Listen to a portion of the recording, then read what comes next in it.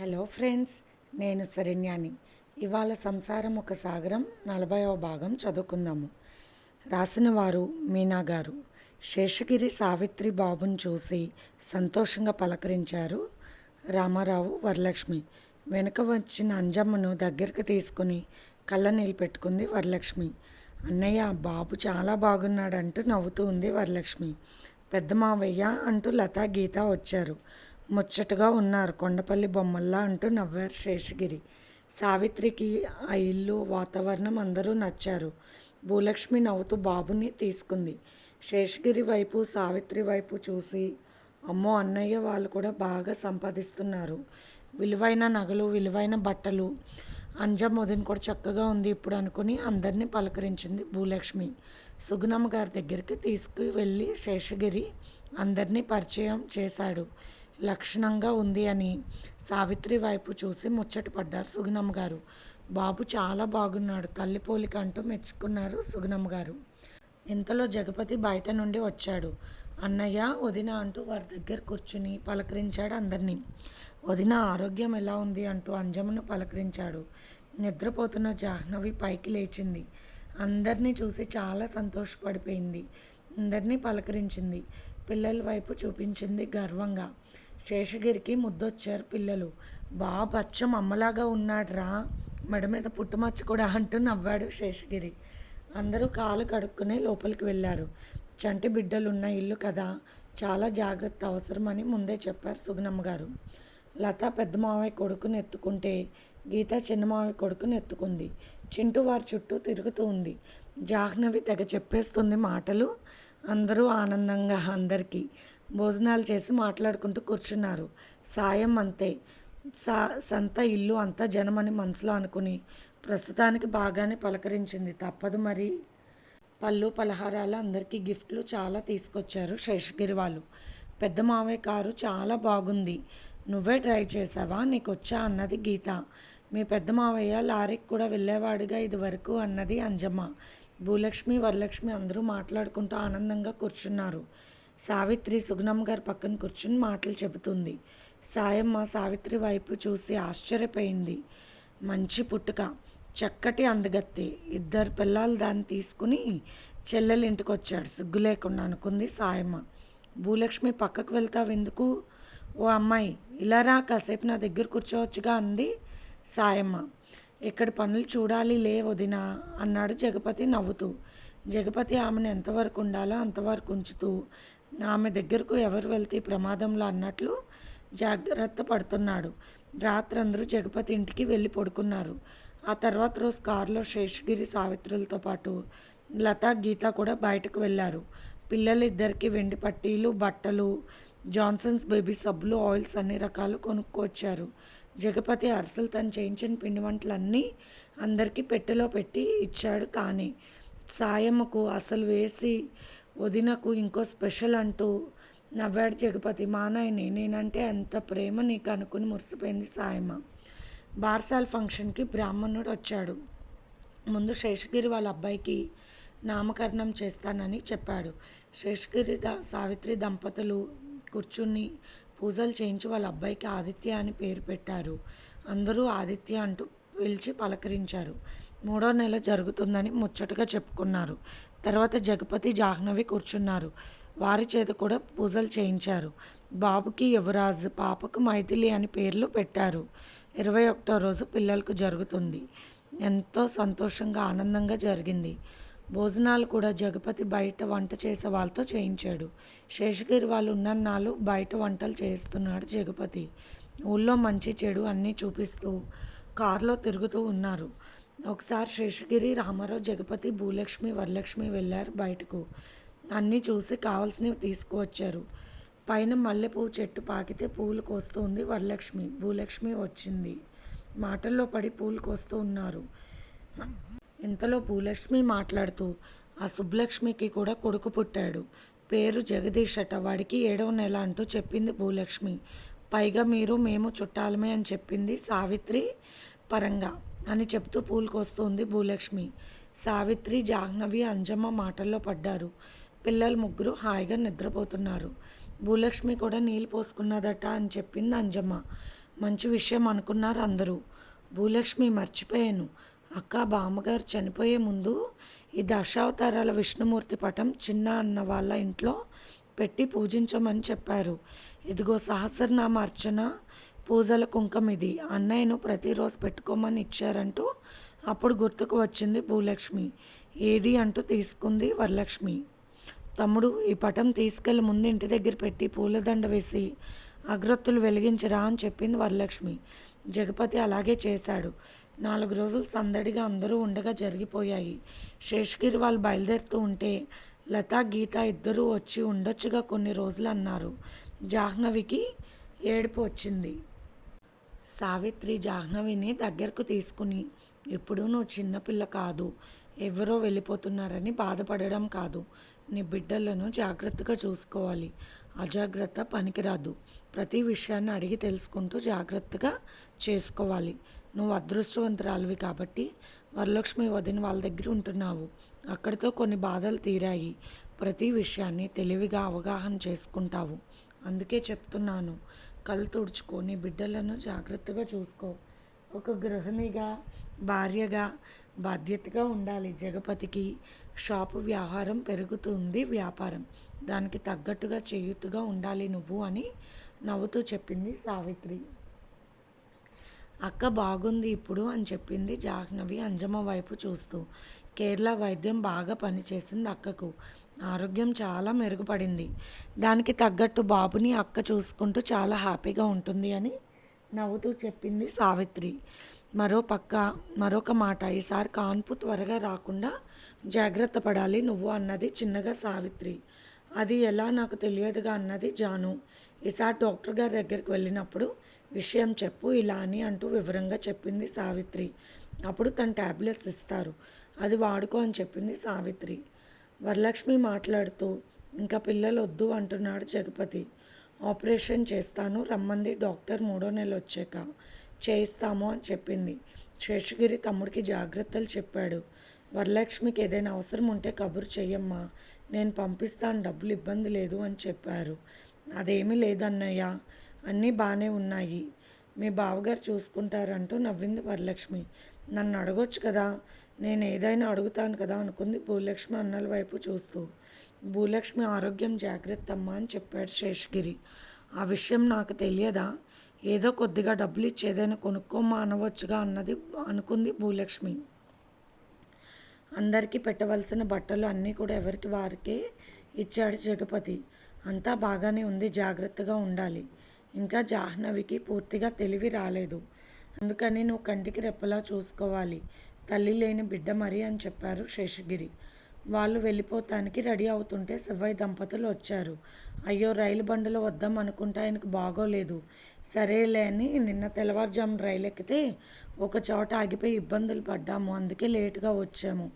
అయినా కూడా అందరినీ చూడటానికి వీలు పడిందంటూ కారు ఎక్కబోతున్న వాళ్ళందరినీ పలకరించింది గౌరమ్మ. శివయ్యతో శేషగిరి, జగపతి చక్కగా మాట్లాడుతున్నారు. సరే, దూర ప్రయాణం, బయలుదేరండి, ఇబ్బంది పడతారు కదా అన్నారు రామారావు గారు. శేషగిరి వారు బయలుదేరారు. భూలక్ష్మిని ట్రైన్ ఎక్కించి వెళ్తారు. వెళ్ళే ముందు లోపలికి పిలిచి జగపతి డబ్బులు ఇచ్చాడు ఏమైనా కొనుక్కోమంటూ. అన్నయ్య, 2000 ఎందుకు ఇప్పుడు, ఇంత డబ్బు ఇస్తున్నావు అంటూ ఆశ్చర్యపోయింది భూలక్ష్మి. నేనొక్కడనే కాదు, అన్నయ్య 1000 రూపాయలు ఇచ్చారు అన్నాడు జగపతి. భూలక్ష్మి సంతోషంగా తీసుకుంది. శేషగిరి కూడా అక్క చెల్లెలు ఇద్దరికీ చీరలు, గాజులు, వెండి కుంకుమ భరణులు తెచ్చిచ్చాడు. జగపతి కూడా ఆడపడుచులకు చీరలు, కాళ్ళకు వెండి పట్టీలు ఇచ్చాడు. తను చేయించిన పిండి వంటలు ఎవరికి వారే ప్యాక్ చేయించాడు జగపతి ముందే. చాలా సంతోషంగా రైలు ఎక్కింది భూలక్ష్మి. తప్పకుండా మన ఊరు కూడా రండి అని చెప్పింది సావిత్రి. భూలక్ష్మి వస్తువు కదూ అన్నది అంజమ్మ. అల్లుడిని చూడ్డానికైనా వస్తానంటూ నవ్వింది భూలక్ష్మి. అల్లుడికి పెళ్ళం కావాలంట, కనాలి నువ్వు మరి అంటూ నవ్వింది అంజమ్మ. ఇద్దరూ ఉన్నారు పోటీకి అంటూ నవ్వేశాడు శేషగిరి. అక్కడి నుండి బయలుదేరి ఆనందంగా ప్రయాణం సాగిస్తున్నారు శేషగిరి దంపతులు బాబు అంజమ్మలతో. శివయ్య దంపతులను ఎంతో గౌరవంగా ఆహ్వానించారు. కాలు కడుక్కుని లోపలికి వచ్చి రాగానే జాహ్నవి గౌరమ్మను హత్తుకుని ఏడ్చింది. పెద్దమ్మ, మొన్న ఎందుకు రాలేదు మీరు అన్నది. నా తల్లి, వచ్చేవాళ్ళమే తల్లి, మీ పెద్దనాన్నగారికి బాగోలేదు, వేరే విషయం అయితే అనుకోవచ్చు, ఒకటే విరోచనాలంటూ చెప్పింది గౌరమ్మ. పిల్లలు ఎంత ముద్దుగా ఉన్నారు, బాబు అచ్చం వాళ్ళ నాయనమ్మ లాగానే ఉన్నాడు అంటే జగపతి పోలికలు ఉన్నాయి. చూడు పెద్దమ్మ, మెడ మీద పుట్టుమచ్చ అత్తయ్యకి అలాగే ఉంటుందంట అన్నది జాను. చాలా గడుసువాడు అనిపిస్తున్నాడు కానీ మంచివాడే అన్నది జాను. జాహ్నవి మాటలు వింటూ ఇంట్లో అందరూ నవ్వుతూ ఉన్నారు. పాపై మీ అమ్మలాగా ఉంది తల్లి. సీతమ్మ మళ్ళీ పుట్టావా అంటూ పాపని దగ్గరికి తీసుకుని కళ్ళనీళ్ళు పెట్టుకుంది గౌరమ్మ. ఏదైతేనేమి జాహ్నవి, ఇక నువ్వు దేనికి బాధపడక్కర్లేదు.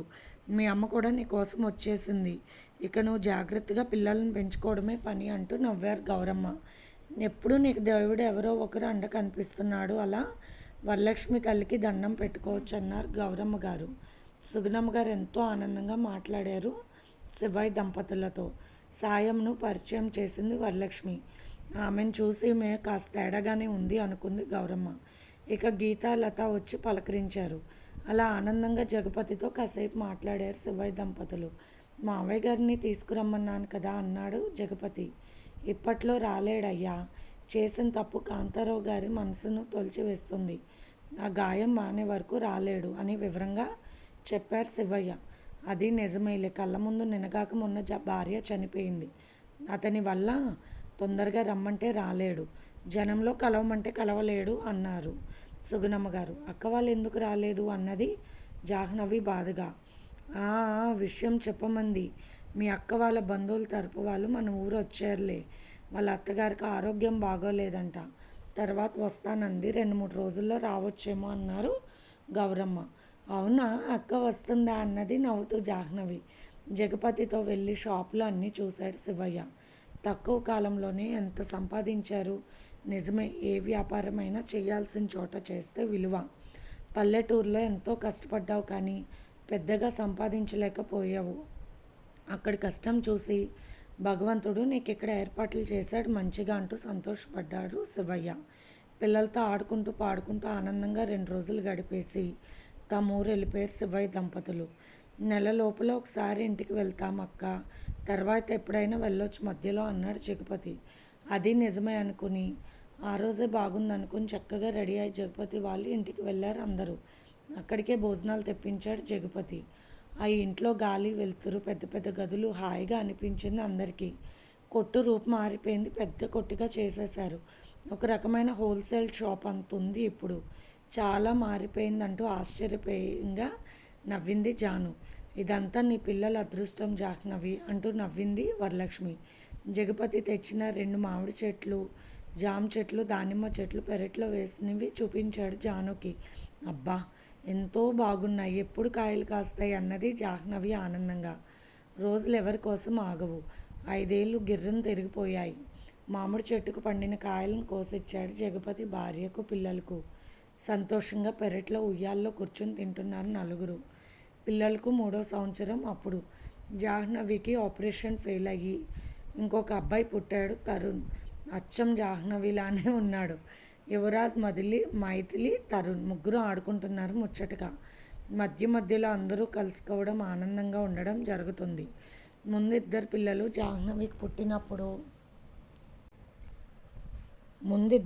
జాహ్నవికి పుట్టినప్పుడు వైదేహి వచ్చి వెళ్ళింది. ఆ తర్వాత బాబు పుట్టినప్పుడు చూసి వెళ్ళింది. సావిత్రికి బాబు తర్వాత 2 ఆడపిల్లలు వెంటనే పుట్టారు, ఆదిత్య, అనిత, సునీత. అక్కడితో ఆపరేషన్ చేయించుకుంది సావిత్రి. జగపతి వ్యాపారం బాగా పెరిగింది. సిటీలో 5 చోట్ల షాపులు పెట్టాడు. అపార్ట్మెంట్ లాగా కట్టించి అద్దెలకి ఇచ్చేశాడు. జగపతి చాలా తొందరగా సెటిల్ అయిపోయాడని ఆ సిటీలో అందరూ మెచ్చుకున్నారు. అలాగే శేషగిరి కూడా స్థలాలు కొని ఇల్లు కట్టించి అద్దెలకి ఇచ్చేశాడు. ఇనుప కొట్టు పెడితే అది చాలా బాగా జరుగుతుంది.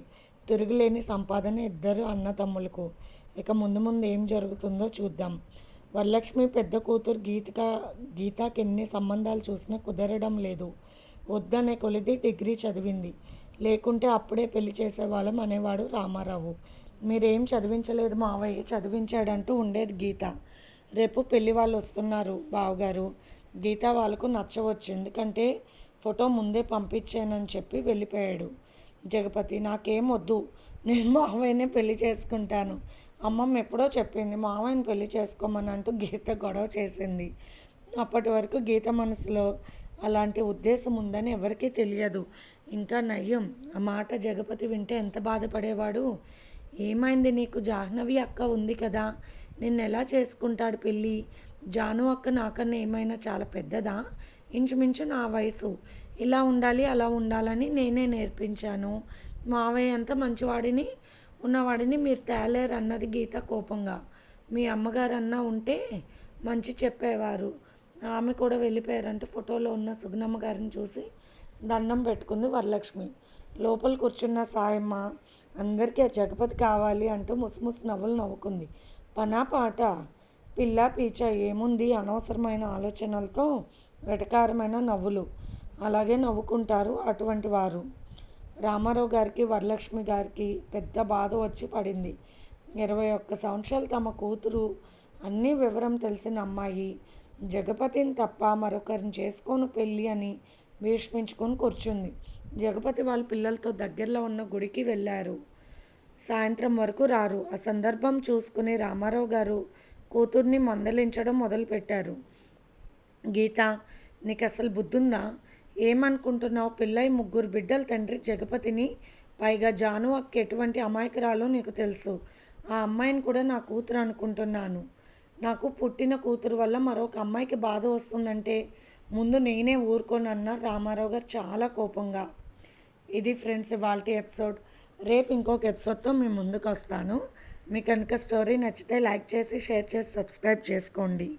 అలాగే మన ఛానల్లో ప్రసారం అవుతున్న positive thoughts written by Shri Komanapalli Ganapathirao గారు కూడా చదివి మీ అమూల్యమైన సమీక్షలు తెలియచేయండి. ఉంటాను.